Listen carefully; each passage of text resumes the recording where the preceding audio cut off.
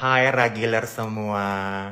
Dunia media sosial lagi riweh dan kalian tag aku di banyak video. Aku nggak mau ikut campur sama permasalahannya, tapi di video ini akan aku jelaskan sistem perpajakan di Jerman supaya kita sama-sama paham dan sama-sama belajar. Nah, kita yang tinggal di Jerman, bekerja di Jerman, kita semuanya wajib bayar pajak.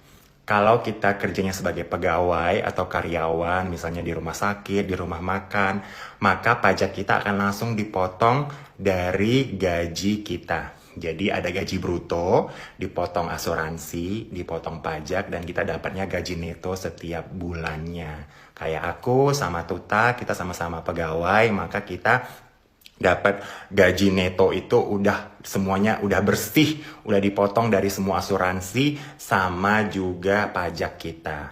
Tapi kalau kita pengusaha, kita buka usaha, maka kita yang harus melaporkan berapa pendapatan kita di tahun sebelumnya dan akan dapat surat dari kantor perpajakan untuk bayar pajak.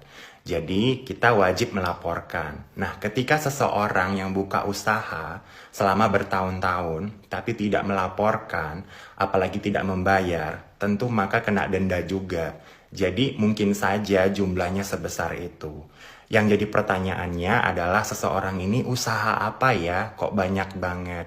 Sebagai contoh nih, bayar pajak di Jerman itu kisarannya sekitar 14% sampai 42-45% dari apa yang kita dapatkan. Selama kita dapatnya sedikit, maka kita bayar pajaknya juga sedikit.